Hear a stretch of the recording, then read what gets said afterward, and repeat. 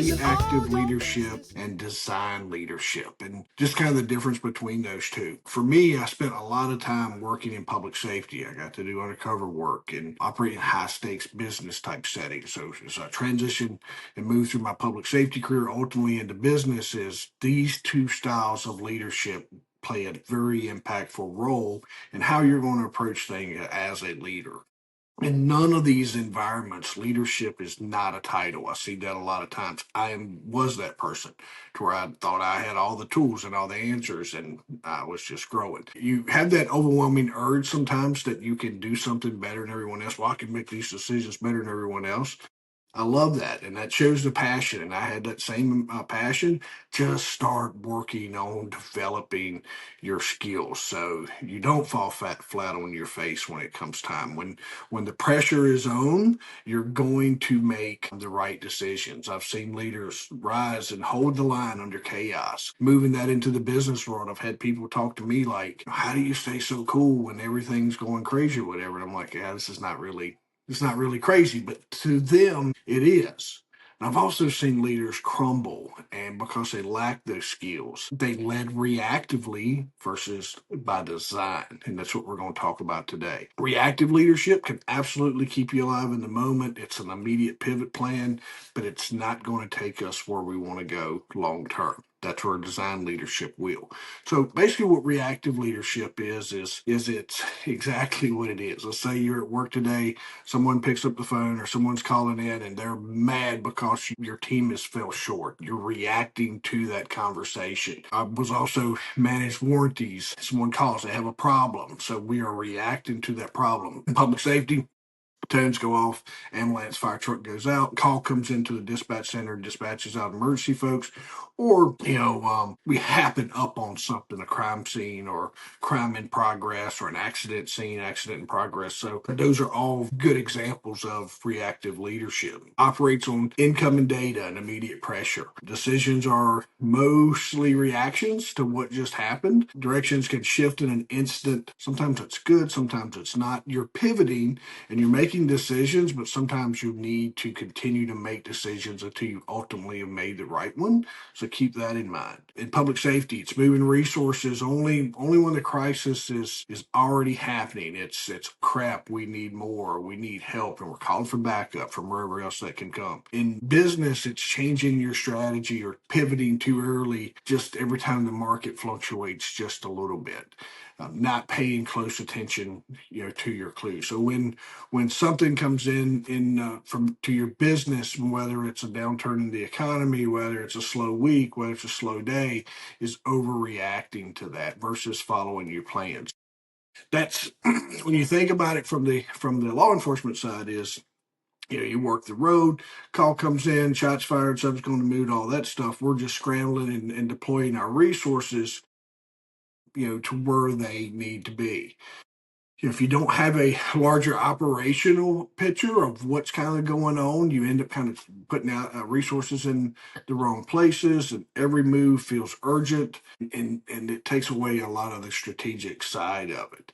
The same thing happens in business is where a competitor changes their pricing, and we knee jerk alongside of that. And we create this unnecessary race to the bottom sometimes when we're lowering our prices and trying to compete with a person or our competitor. Customer complains, a new trend pops up, and we want to follow the new shiny object. That can be super exhausting for your teams, and it also erodes trust fast. So reactive leadership, it's not about bad intentions. It's just lacks anchoring, and the mission is constantly fluid and moving back and forth, and you can easily be blew off course. And listen, I don't want to say that we don't have to react as leaders. I think it's just a part of it. We have to react. But when we have design leadership in place, design leadership helps as that reactive, as problems come in, we have ways and some strategies that we already have that we're going to deploy. So we're some of this is trial and error where you've seen things and you put a plan in place. And I was talking to a podcast guest yesterday is one of the things I don't like to do is just have like strict, very policies and procedures because I don't think that allows for us as leaders to really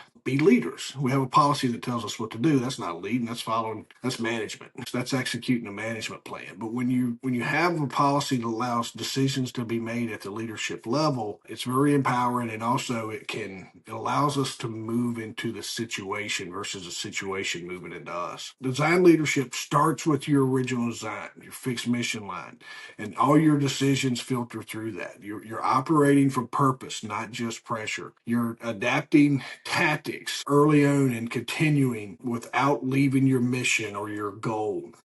It creates stability in chaos because your objectives and your priorities are clear. In public safety, that means having pre-established priorities, so you know what gets looked after first. And in public safety, it's always life. As life becomes before anything that was going on a crime scene or a fire scene or emergency or whatever. As life was the number one priority. In business, it may be sticking to your core offer and your values while adjusting the how, not the why when needed. We briefed back in law enforcement on SWAT briefings. We knew the mission. We knew what our objective was. No matter how much chaos it got created, we didn't have to debate what mattered the most. Just clarity in our vision and our mission helped all of us stay alive when it became necessary. And that was necessary was every time we rolled out, right? The same principle works in business, whether when your mission is clear, your marketing objectives are defined, your hiring strategies are developed, and there are well thought of. You have your partnerships in place and investments and everything that's aligning. So when the market ebbs and flows, we're making our changes or our decisions based on what serves the overall mission and supports the overall mission, not to derail it. You may see this sometimes as a leader when people come in, they tell you how, this is how this should be done. This is how we can fix this problem. And one of the things that you'll see a lot of times is the suggestions that can come in. They're very how this can fix me, or this is how this situation can help me. It doesn't necessarily address the overall greater good of everyone else. Now, as you assess that, you might say, okay, we're not going to start pouring boiling water on this department or this section by making this decision, but we very well could. And then it's our job to kind of point that out, be like, hey, you got a great idea. We need to make sure that we're not dumping on the rest of the team through this. We need to make sure that we're getting everyone elevated. Now, if it's a blatant, is one side is too heavy than the other, then we need to bring everybody to the table and work that out. So, today's world, it's absolutely designed to pull everybody into a reactive mode, whether it's news cycles, market swings. If you're paying attention to any social media chatter, it's just constant noise all the time. And there's this whole temptation to respond to everything so you don't get left behind. But I think if you take a look at through the design leadership lens, what you'll see there is leadership isn't about chasing what's loud. It's about protecting what's vital and your mission. Um, if you're reacting too long, your team starts to lose trust in your direction. I remember competitors setting up in our back door and us being like, oh, what are we gonna do? What are we gonna do? And the owner's like, just focus on what you're supposed to do. Go sell stuff. Stop worrying about this. We're going to be fine. And just the calmness and the clarity and kind of talking all of us off the ledge is exactly what we needed to hear. The other downside to reactive leadership is your decisions become inconsistent. Your long-term strategy gets buried under short-term fires versus leading by design, where we know our team knows our core values and our mission is they know what matters and they can act without waiting on somebody from higher up or whatever. Is everybody gets to lead within their section and their department, and they're making decisions within a set of boundaries, but we're letting them make decisions and empowering them to be leaders within our business. Your decisions align with that, and it's mentorship, and it's showing that this is the way. We had very particular ways, and we would address it like this: if someone come in new and they were doing something that didn't adhere to what we wanted to do, we would say, we don't do that here. That's not what we do. And you would hear us sometimes if somebody was like in my gym, somebody would do something knuckleheaded, we would just turn and look at them. Somebody would turn and look at them and say, yeah, we don't do that here. And then outside of that is we developed our way. This is the Jeff Robertson way. This is how we do things. So when you're inside of your business is developing your way because your strategy ultimately will survive the noise. So when I train leaders, whether we're in law enforcement, whether we're in a boardroom or a small business who's trying to grow their team, is stop asking what do we do now, and then what keeps us on mission, what keeps us on track, what keeps us on focus, what keeps us on target completion for this quarter, these goals, whatever that looks like. It's the difference between steering the ship through the storms or getting tossed back and forth. So, building businesses after my law enforcement career, I started to deploy this mission. The mission every day was a mission of working from X to X and making sure that we deliver the best customer service, that our products were explained the way that they needed to be explained, that our customers felt like they were appreciated, and that was our mission. If we had a situation or if a tactic that we were deploying worked, but it pulled us and the company off mission, and we took that tactic out. We didn't use it no more. If it was hard but kept us on mission, like whatever that strategy or tactic may have been, if it kept us aligned with our purpose and our mission, it stayed. And we would figure out what we could do to work that into our day to day. Day to day will lead to week, which will lead to month. When you're starting out developing and implementing a plan, just remember sometimes that's minute to minute. Just especially if you got a team that is stuck, hey, this is the way that we've done it, is getting them to move out of that. Sometimes can be a minute to minute, hour to hour type moment until we get it down to where we can operate day to day.